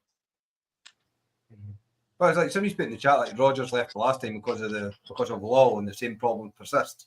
And why would you come back then? But that's the thing, Mikey. It was Michael Nicholson and the money guy. Is it Chris Mackay he's called, I think, maybe, or something? Somebody in the chat know. It was them that went out and spoke to Rodgers in Spain. And see when he came back in his original interview and that, and he was talking about, like, I can't even, just paraphrasing, he'd looked under the hood and basically things were running smoothly and that. But maybe it did on paper. Do you get what I mean? Them sitting saying, we do all this and all this kind of data-driven signings and this stuff and all that. And maybe Rodgers has bought into that, and then it's came back, and it's not been as smooth running as it was painted to him. Yeah, do you think Rodgers came back because he thought that it was going to be that easy for the 3 years he was here? He was going to dominate, get his name back up again even better, and then move on to another English job again. Did he actually think he was going to come back and just walk this again? Well, maybe that. He's not. I mean, see the only I know he's defence got an you've ego. There's no doubting that Rodgers has got an ego. Do you know what I mean? The thing is, he's not been given his only defence is he's not been given the players that he needs or the tools he requires to do his job properly. Because these players that he's signed, I mean, there's Kev saying he thinks Kuhn will come good for us. I'd love to have his confidence. Love to have his, because he's dire. For a winger that can't take their man on and get to the byline and get a ball across, just wants to pass the ball back or whatever it came for. There's no any positive signs there from him. Rodgers, sorry, on you go, Mikey. No, sorry. I was just like, I don't think people can genuinely say that they'll come good. Like Young's had more than enough chance to. It's quite clear that he's no there like that. And the boy couldn't have brought in. Celtic got warned loads of times before signing him. Like look at how young he is, and he's been dotted about from club to club to club already. Yeah, and that's what people are going like having a go at me in the chat on about like Salzburg and everything and that. He just went and came to Austria, but he was dominating in that league. Aye, exactly. No, like it's I don't. But the end of the day, it comes down to the recruitment's been horrific for Celtic, not just this season, but in previous seasons as well. It's all catching up now, unfortunately. Like he says, I hope, like he says, we can revisit this on this day in the end of the season. And I'm very much wrong with everything I'm saying in that. Like he said, I'm just as frustrated as any other Celtic fan. I want to see Celtic. I didn't expect Celtic to win every game. I'm not one of the fans that you get one draw or a loss and the dummies at the pram. But this has been this car crash has been in slow motion for a while. It's just starting to just boil up now. Yep. And Can you see the screen, Mikey? Where is it? Can you read the comment on the screen? Hate how Palmer laughs every time he makes a mistake. I get right on your wick, Mikey, didn't I? Aye, he's not the only one, mate. I've said that right from the start. Like he says, my pet hate is. I think I said last time, Palmer. Like that. I think it was who was it? Was it against Motherwell? I can't remember who it was against. Where he skied it over from like 6 yards, and he was laughing. And my other get it is. I don't know if it's a cultural thing or that, like with Kyogo and Hatate and players like that. When they foul somebody, they're helping them up and making sure they're okay and that. Instead of stunning or a tapper on. Well, it's like that. Like he says, like they're getting lumps kicked at them. You wouldn't see any other opposition picking them up and making sure they're all right. But Maeda, he's a bad one for it as well. Like, I just didn't understand that. Like he says, I put on the Discord earlier. The Celtic as a team just now, they're just so weak. They've got nothing about them. They've got nobody that takes the game by the scruff of the neck. Like at least with Brown back in the day when he was playing, he was able to take the game and setting about a player or something just to get a bit of the fans up. Celtic have not got any. There's nobody other than maybe Taylor that I maybe put the boot in every so often. That's captain worthy of that team. Agreed, mate. We're soft. We're very soft. Do you think that's why maybe Brendan Rodgers is maybe getting back to playing Taylor as a more kind of that inverted winger, that inverted fullback, wing back role, or whatever it was they call it, to add a bit of dig and steal into the midfield? Because again, there's nothing in there. We're losing the battles in midfield. That used to only bother me against the Rangers. Do you know what I mean? But now, actually, you notice it in like just normal games. The midfield, there's just no fight in it. We just everything. I mean, there yesterday, Kilmarnock. Once Kilmarnock decided to switch the way they were playing, the Celtic midfield just fell out the game. Bernardo. I mean, I think Bernardo was playing well. He came on yesterday and he was terrible. He was another player. It was just another wasted jersey. He added nothing to the game or anything. Yep. But is there anybody in that Celtic squad that any used to would say, I'd have him as my captain? Future Celtic captain Stephen Welsh. No, I mean, like, on a serious note, like genuinely. No, seriously. Yeah. And the fact that you need to think tells you everything. I mean, I put it on the forum last night. It's for me, there's two types of captains. You've got your kind of nutcases kind of types like Neil Lennon. You know what I mean? Roy Ayton, just run about. Do you know what I mean? You get everything they've got, blah blah blah. And then you've got another type of captain like your Paul McStays, Paul Lambert, Tom Boyd, that kind of lead by examples, but still put in their shift. But Cal McGregor's not showing up as either or. Yep. I mean, their Henke's even seen captains are overrated in this day and age. I mean, really, as a kind of, it didn't really mean much to be the captain. But if you're a captain of your club, it should mean something to you personally. Do you know what I mean? Because you're the main man kind of thing. It's up to you. You're the front face of the players of this club and stuff like that. So you've got to be the leading by example and driving players on, and he's just no doing it. No, I was like, that's like, I'm going to need to call it when the guy Henk captains are over. That is absolute bollocks. Like he says, I played at a reasonable level, semi-professional to junior, and in every team that I played for, captain leads by example, and everything from in the changing room to on the park, and the captain's always been a massive part of every team in success that I've played in. So when people say that the captain, what does that mean in this day and age? Like, what's the difference between a captain now, back in the early 2000s and mid 90s or that? What's the difference? Like, what can you mean by that? Like, surely you guys are like, I don't know if you've played football and you walks of life or that, but surely, like, when you've been in changing room, the captain's a massive figure, no? I can see where you're coming from, Mikey, but I've heard it as well. I've heard other managers saying that just because somebody's not got that captain's armband, you should have a team full of leaders. I was going to say that.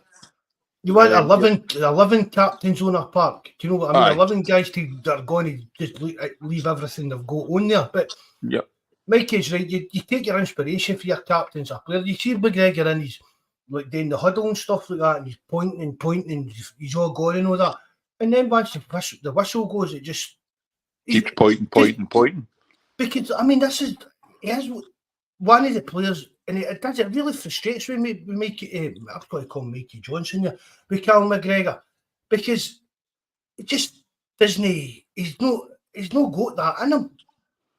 Is it pressure? Is he too worried about I'm the captain? He's too interested in what other players are doing on the park and pointing out their mistakes. He's not concentrating on what he should be doing. It's just. Oh, honest. I mean, it's for me. If Scott Brown left, Cal McGregor's kind of regressed a hell of a lot as an actual player. And I don't know whether it's the weight of being the captain that's weighing him down or whatever it is. I hate Calvin Burns. Sorry. I don't know what it is, but there's definitely something no right with Cal McGregor now. Yep. My worry is, like I said, I understand what you're saying as well, and I totally agree. like I say, when I've been in changing rooms, okay, you've got the captain, but you've also got a few guys around there that are all like maybe not wear the band, but they're very vocal and saying their piece. And if somebody's not on their game or that, they'll be at them. I've always like I've been in the changing room. But I worry for this Celtic team is, and obviously we've not been in the changing room, so we didn't know what's getting said. I didn't see anyone in that squad like sitting there at half time or that. Going mental. I just didn't see anybody within that group. Like going back to the team that I grew up watching with Mialbe and Lambert and Lennon and Hartson and Sutton and that. Like in that like era team. Like look how many captains. A team full of captains. You know what I mean? And leaders that they didn't accept guys like not going into tackles and like you say, it's the team vocal to like tackling. They're just soft there. They're just soft from top to bottom. Yep. I mean, see what you're saying there, Mike, about in the dressing room at half time. I can imagine guys like Ralston and Greg Taylor being do you know what I mean? Getting after nut. I really can. Maybe even like Scales. Scales looks a bit he kind of keeps his. You know what I mean? He likes to have his saying stuff like that. But I think McGregor would be more the type of, all right, let's calm it down, lads, and that. You know what I mean? See if look if Greg Taylor's in, sort of, what the F was that you were doing there? What did you not tackle him for? What did you not go there instead of going there for? McGregor for me would be the type of guy, all right, let's keep it calm and that. Do you know what I mean? I think he's more that type of guy. And that's not what for me, that's not what the team's needing now. I mean, it's like Kyogo. Kyogo could be sitting there beeling about what's going on in the park, but how's he going to put that across? You know what I mean? How they play? It's going to be left to like Scottish or British or Irish players, whatever you want to call it. And again, I mean, Matt O'Reilly. I watched his interview on Celtic TV. I don't know if anybody's seen it. And I've said it all along. He comes across as one of the nicest guys, and a really nice guy. But you can't imagine Matt O'Reilly in at half-time bawling and shouting, what's going on here? You need to get a fit. Do you know what I mean? You can't see guys like that standing up in that dressing room and having a right good bollocking. I mean, Dan's used to say, that's up to the players. I mean, Ange said that when it comes to the half-time talks and that, he leaves a lot of that up to like the players just today and argue out themselves and stuff like that. And do you imagine back in that team that I was talking about, being on the opposition team and knowing that you're up against Alan Thompson, Lennon, Lambert, Bobo Baldi, Alvin, that, but now you're up against Young and Palma and players like that. You know what I mean? Like that's like again, it's a totally different era. I understand that, but I'm on about it's very rare within a squad that you get all the players, other than maybe one or two, like Scales and that are so like they seem just dead quiet and then lightweight. Yep. Just because you're a winger doesn't mean to say you can't put yourself a bit. Look, but here, I'll tell you, Scott Sinclair is meant to be a big voice in the Celtic dressing room for the minute he signed for the club. He wasn't scared to put his opinions across and stuff like that. As you say, Mikey, you don't need to be the big muscly centre half or whatever to put your points across for the players and show you know what I mean? Show a bit of fucking fire in your belly. Everybody's just so scared to like in this day and age to say like what's meant to be said in case like they get cancelled or they're worried like you can't speak like that now or something. Like back in the day, like if you were shite, you got called shite. Yeah, that's just the way it was. Like that's there's no big deal. Like like it's like people like I've said many times. Like everybody's happy enough to be praised, but God forbid they get a bit of needle back when they're in a shite game. I agree with what Aidan Nichols was saying about nice teams win fuck all. It's true. That is true. They win nada. So, but I agree with everything you're saying there, Mikey. That was a team full of captains, and now we've got a team full of kind of. They seem weak mentality. They're all weak mentally. It's as if I've got a team full of squad players rather than guys that actually. Aye. Oh, but we know that. That confidence of being. I'm playing for Celtic. I'm a first-team player for Celtic. I'm one of the best players in Scotland. Do you know what I mean? Even a bit of arrogance. Yep. When was the last time that in the Scottish League, whether it's cups and league, that like what's that? Kilmarnock have had their number 3 times now. We've not been able to beat them. Out with the Rangers. Out with Rangers. When was the last time that happened? Somebody must have that. For a start. So how many? There's no St Mirren. How many times did we know? Was it twice last season? We struggled with him. With St Mirren. Derek McInnes, like you say, he will like going about Lennon and guys like that, dinosaurs and that and whatnot. And McInnes would probably come to the thing, but he seems to hear Rodgers' number like when he comes up against them. Aye. Yep. So I can't remember the last time in the league season that we've no managed to beat a team that's 3 times. And we'll have them one more time, I think, at Rugby Park later in the season. Like, it'll be interesting to see that go well. Yeah. I mean, Mikey, did you what I was saying earlier on to Jerry and Taylor? Did you see that when Bernabe was coming on? The way McInnes was shouting at his players and pointing at Bernabe was coming on, it was as if they just changed tactics for then on. And right away, they started pressing as hard as they could. That's what any decent manager would know that he was a weak link. So in that Kilmarnock, in that week, they would have known that if Taylor was coming back, he wouldn't have lasted the full game. So as soon as Bernabe entered that pitch, that was it, was it? Everything gets just hoofed to that side of the pitch. And like he says, they've got some no bad players. Kilmarnock, that Armstrong on the wing. The wee guy. I didn't think he was. He put in a good shift yesterday, but I don't think he was good against us as he was up at Rugby Park. Yeah, he put in a decent enough shift. That's just a prime example of like a decent manager setting up his team because he knows what he's got to get a result. Like it was, they've not got any world beaters, obviously, Kilmarnock, but as a team, either have we. Yeah, that's what I mean. They just seem to have Celtic's number just now. Aye. Like I say, and let's face it, obviously there was loads of misses for Celtic, but it wasn't like Kilmarnock never had any attempts on goal. Like I say, no, they had a few in the first half. They were unlucky with was it the corner into the box. So they did have a few chances, as you said before that, Mikey. Yeah, like I say, hopefully, like I said, I'll revisit this pod at the end of the season and we won the Scottish Cup in the league. But I just, like I say, if I'm being honest, I just didn't see it. I mean, people that Muscat coming in and just would carry on what Ange would do, but it's like, well, Mikey, you could have went in and carried on what Ange was doing, but that's not what Celtic were needing. Nobody knows. Just because Muscat's worked with him before doesn't mean that he's going to operate the same as what he does. Everybody's got their own way of playing. Yep. Every doesn't matter who it was. Nobody operates the same as another man. It's impossible to replicate. Otherwise, you'd hear loads of good managers like Ange would do. I mean, on that kind of talk about, we should have just brought X so and so in. If they've just kept on doing what Ange was doing, I don't buy into that kind of thing. That's like Man United tried to do that with Davy Moyes. They would just keep doing what Ferguson done. Do you know what I mean? Exactly. As you say, Mikey, every manager's got their own way of doing things, their own way of playing the game and stuff like that. It was just interesting, Mike says, like, mine's all over the place. What's going on with Celtic just now, so I'm dotting about everything. But with Rodgers coming back, I would go as far as saying maybe a 60-40 split, maybe 60% wanting them back, 40% never. Yeah. Or do you think it was 50-50, or do you think that more fans wanted them back than that? No, I think you were probably right. I'd say it was about 50-40 and maybe 10% didn't keep really care.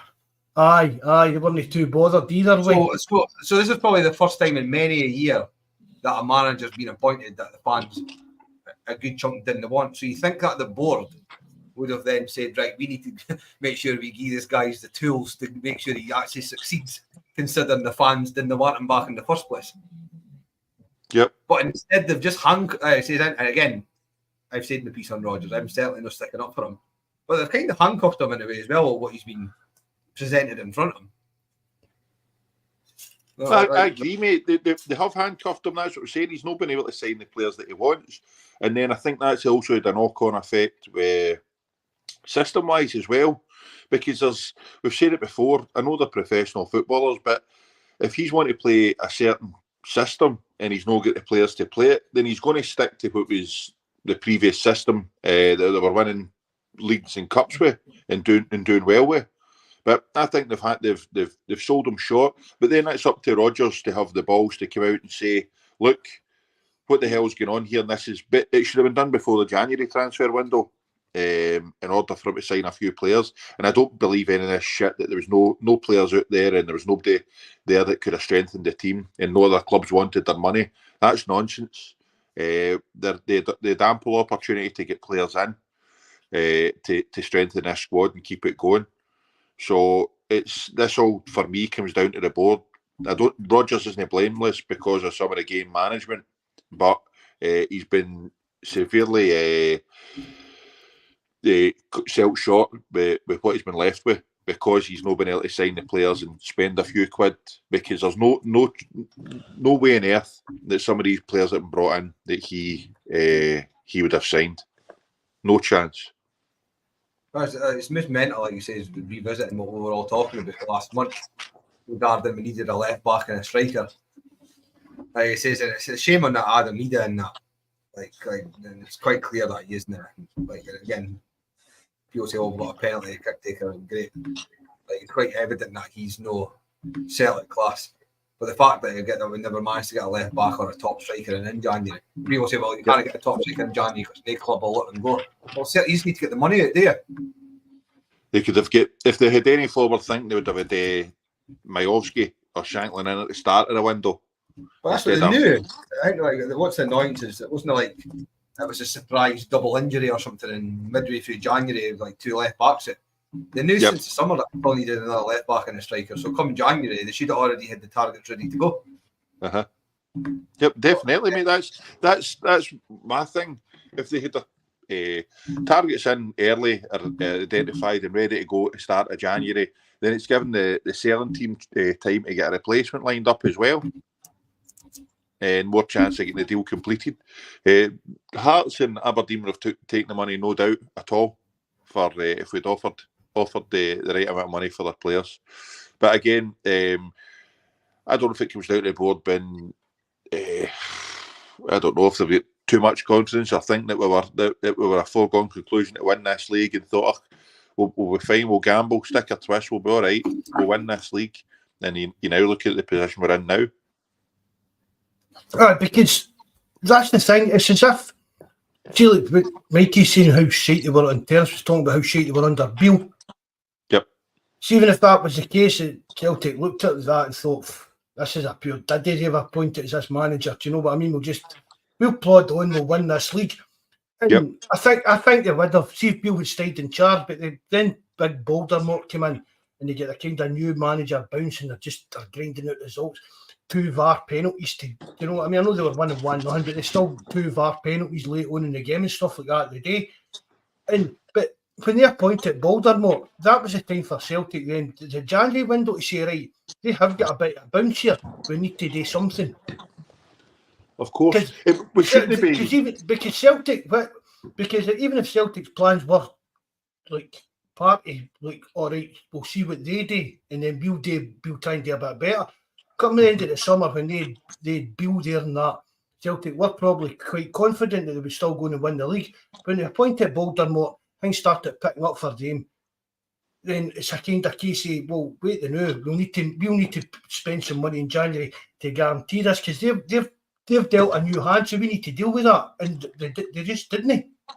I mean, every day Mikey was on. Me and Mikey's chatting and that. And Mikey's like, oh, well, we're signing. We need to get signings in. Come right at the start of the window and that.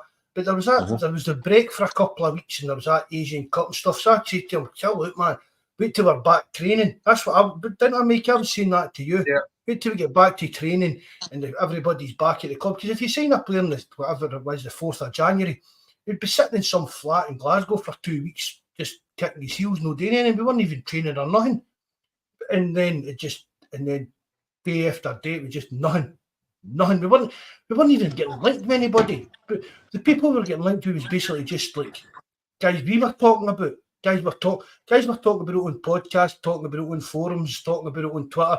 Or we could sign this one. He's available. What about this? And the next time it was in the paper that Celtic that, and people were buying into that, and all along there was absolutely hee-haw going on. And that's the upsetting thing for me, that there was just, again, it goes back to forward planning. I mean, they said the Asian Cup thing wasn't a problem. That's not a problem. We know about that. We'll be dealing with that. And I think as soon as Kyogo didn't get called up to the Japanese squad, that was it. Celtic thought, all right, we just don't need to maybe spend as much money as we thought we were going to this window. Aye. And again, it's really back down to just pure forward planning, forward thinking. Yeah, but we shouldn't be getting into any transfer window at all worrying about, we shouldn't need to spend money because of what they're doing. We should be looking to improve the squad each transfer window, regardless if they're winning all their games or losing all the games, and that comes down to the board. It's been going on for years. They're just they treat us like mugs. Even way back to Lowell saying that he never even bothered opening any of the applications for the job before. That's just an absolute con. That's a dereliction. That's a dereliction of duty. As exactly. as a CEO of a PLC company, for me, that's a dereliction of duty. Yep. Because I could have been. I mean, without getting into working under this board stuff and stuff like that, right? But just actually talking about the chance to manage Celtic, there'd be guys all over the world filing applications for. You'd be surprised the kind of guys probably that would be interested in the Celtic job. I mean, maybe come in, and maybe be another Wim Jansen. They'd probably come in for a year. You know what I mean? Say, oh no, this isn't exactly working out the way I thought it was going to, but I'm off. But to just not even look and see who was interested in the jobs, it's shocking. Agreed entirely. So we should be in every window looking to strengthen the squad regardless of what's happening. Because if we're trying to gauge how our success or how we should be doing on others, then that's no forward thinking, no business plan or structure at all. It's frightening. Well, that's one of the things we were majorly crying out for since the start of the season is a goal scorer. Like I said, we're out in Europe, so somebody banging goals, and just looking at stats, and like I say, you can take stats with a pinch of salt sometimes, but when it comes to goal scoring, the proof's in the pudding. I prefer Lord Shankland to get him in, and he scored 42 goals in 60 games for Hearts, and Miofsky scored 30 goals in 60 for Aberdeen. Yep. And no disrespect to the clubs. Like it says, it's Aberdeen and Hearts are still big teams. Can you imagine what they would do for Celtic? Can you imagine the goals that they could have scored for Celtic? Shankland's only 28. Exactly. As well. I agree with you entirely, mate. Totally. Somebody, George, where was it there? Further back. George Barrett said Klinsman's available for 4 months. You put him up front now. I think he'd do a job. Aye. No, I agree entirely. Because it just annoys me Celtic fans like Shankland dies, Rangers daft this, and I couldn't give a toss what team he supports. Either he's just putting the ball in the back of the net for us. Who cares? And the games that Celtic played this season that we've dropped points, like against Kilmarnock, etc. How many of the games that we've dropped points in could we have possibly won with having somebody like Shankland up front? Yesterday was the prime example with some of the chances. All the chances that we've created and no put away is frightening. And there's no way that either Miofsky or Shankland wouldn't have put some of them away. Of course they would have. I can't remember the last time in Scotland that there's been out with the Glasgow two, that there's been two strikers at other teams that I actually fancied. That's Celtic. Going back, it's the first time in a long time, Miofsky and Shankland that stand out a mile. Yep. So what one would you have went for, Mikey? I would have went for Shankland. I would have been the opposite. See, just because I for a poacher, he's a striker. Miofsky is he comes deep and whatnot, but Kyogo. I would prefer Shankland. Us having Kyogo, but I'd played the both of them. Aye. For me, that's everybody's different. Yep. What's your starting lineup for the next game, Mikey? I couldn't tell you, mate. Nah. Like, guys, I mean, it's a hard game at Motherwell as well. Would Like, you say drop there's no- McGregor Yeah, if you were 100%. personal you? Aye. yeah. Like I say, because it doesn't matter how many games you played for Celtic, how long you've been there, captain, whatever. You're only as good as your last game. Yep. Entirely. And he's been honking for a lot more than the last game. Uh-huh. So, but like, there's a Wata in that fit, is he? Well, he was on the bench yesterday, Mikey. And That's what would I that mean. not been a better substitution to make?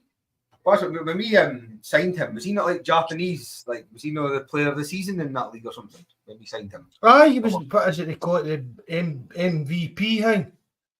Like, Isn't the it they guys call that that? really been given, like Bernardo's been given a lot more a crack at work than Wata has. I mean, when I've seen Wata, I think he actually looks alright. I Like, agree with you. I didn't think. I mean, somebody's put in the chat Shanklin's bang average.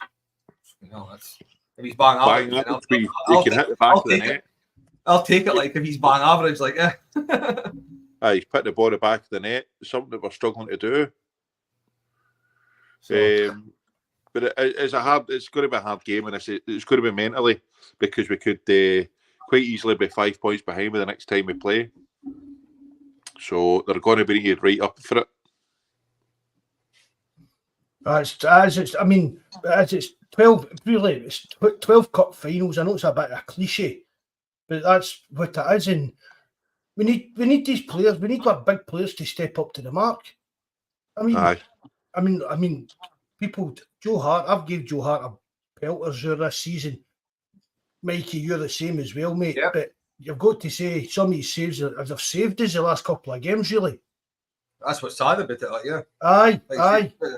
And again, I'll always put my hands up and like he says, I will. I just because like to be fair, Hart's been poor. I personally think since we signed him, but in the last few games, he always did well for me. And I'll always admit when I'm wrong. But I like thought I say, that's the save he done the other week for the guy that with the overhead kick. I thought that was a cracking save, to be honest, and one or two yesterday as well. But that gets back to the thing for me too that we shouldn't be relying on Joe Hart to pull us out of games because it's the same. People have said it on the chat. They had some good chances as well yesterday in that. I mean, every team, it doesn't matter who you're playing against, whether they could be leagues below you, whatever, but they've always got a wee spell of a game where they go to get on top of the game. They have a wee kind of spell. But for Celtic, it's just... What, Mikey? sorry, to be fair though, like Joe Hart, he's probably more a captain in the last few games than what McGregor is. Aye, that's a good shout as well. Aye, Joe, you can see that. You can see Joe Hart's got that kind of attitude about him. He's been there, done it, and seen it all. Do you know what I mean? But like, a lot of people, again, everybody's got different things what they would want from a captain. Like he says, and everybody's been born in different eras. I want my captain to be screaming and dishing out orders, and that's what I like as a captain. And Joe Hart's, I think, the only player on that pitch every single game, no matter what, you can hear him screaming. Like you can tell the guy's obviously wanting. Like, he's been about that guy, like. Well, I mean, even down to the fact, Mikey, maybe Joe Hart's sitting doing this. This is my last chance to get a trophy.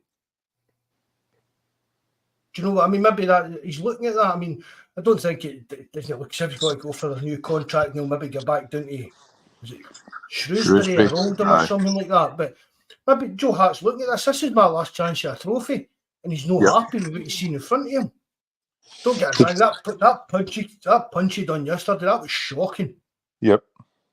When he could have easily have grabbed that, and I think was it Hearts and it was on Celtic TV. He said the same thing. Uh-huh. It was easier for him to catch it. I don't really people realise Joe Hart's absolutely massive. What is he? 6'4", 6'5", and he's like when he's like, got his arms up and whatnot. I just want the goalkeeper to come. See, when 6-8 years, just come out and grab it. Take the pressure off the defence. All this punching nonsense all the time. Just grab it. Agreed. And if you Spot miss it and on. there's an opposition player near you, get down screaming, they'll probably get a foul. And the majority of times, if there's any contact between an attacking player and the goalkeeper usually gets a foul. And Joe Yep. Hart, for me, doesn't gauge that kind of, what is it you call that, like match cuteness, whatever you want to call it, the dark arts or stuff like that. But how many times do you see goalkeepers coming for the ball, they have a wee bit of a flap at it, but they get down and the next time it's a free kick. Yep. But what I'll do, I'll leave you guys to see out the show. I've said my piece and I've probably bored the chat enough as well, so I'll leave you. You bother, Mikey. I'll listen. See you later, Mikey. Hey, Thanks very much for coming on. Right. Cheers, You mate. bother, Sorry, Mikey. mate. Thanks very much for coming on, mate. Right, I'll speak to you later, bud. Bye. Bye. Right. Yes. That's all done the 2 hours, Jerry. We'll just wind that up then for Nah, I think we could get another couple of hours out of this slating the board and everything else, mate. blaming Brendan Rodgers for Cal McGregor missing sitters and stuff. And then the Huns, they're all dying to come in and speak to us and see us. They've all been I hope they'll hit the like button Aye, exactly, mate. As long as I hit the like button and subscribed. before they get blocked. Aye. I thought you were harsh with one of them. I thought he was trying to be all right, but it was just... No. You don't want them in. I am like you, mate. Get them out. Get them out, Sam. Why do you want to listen to a Celtic podcast Aye, no, I know. if you're not a Celtic supporter? No, totally, mate. That's one of the saddest things that... I'd be having words with Mrs. Ed and Bobby, because that's up there with Lowell, no opening the job applications. Well, I mean, that's a dereliction of duty as well. I don't know, I think there's a wee bit of romance blossoming there. What, with the handles? What? What, with the No, handles? with Bobby and grot bags. Oh, we secret messages between ourselves, wee winky faces and smiles and thumbs and that in the chat. thumbs. Start Start worrying there. Oh, Right, Bobby, you stop giving your thumb to my missus. Have fun. Right, it's been emotional. Thanks to everybody in the chat for having us. There's George Barr. I can sympathise with you, mate, before I go. There's fireworks going off where I'm at. I know the feeling, mate. There's a Hundo Swally Shelley across the road for me, and it was in full form today, and it's been closed for most of the season. I thought they gave up, but however, they're back in action. But that's the nature of the beast. Hopefully, we can turn this round and win the league, and I still think we'll do it. And what a party we'll have. Aye. Right, guys, it's been emotional. I'm out of here. Take care. God bless. Right, See you thanks later. very much again, Jerry, for coming on. But Cheers. when are we back Cheers. on? Well, depends how we got it at the weekend. Oh no, what it's only about Sunday during today, isn't it? Aye. Go whatever night you want, mate. Thursday's better for me, I think. Right, no bother. We'll be back on Thursday then. Right, thanks very Right. much for coming on, Jerry. Same to Mikey. Cheers, buddy. All the best. Bye-bye. Right, good night, mate. Night. Right, thanks very much, everybody. Joined us tonight in the live chat, even some of them. You just help boost the numbers. That's all you really do. So I do appreciate it, but you only get allowed on the channel. That's basically that. It's everybody that joins the live chat, everybody that listens back to us on YouTube, whether it's in Spotify, whatever. We really appreciate it all the support we get. Remember, hit the like button, and if you know how to, leave a comment in the chat as well. We'll be back on Thursday night. Hail, lads. Good night and God bless.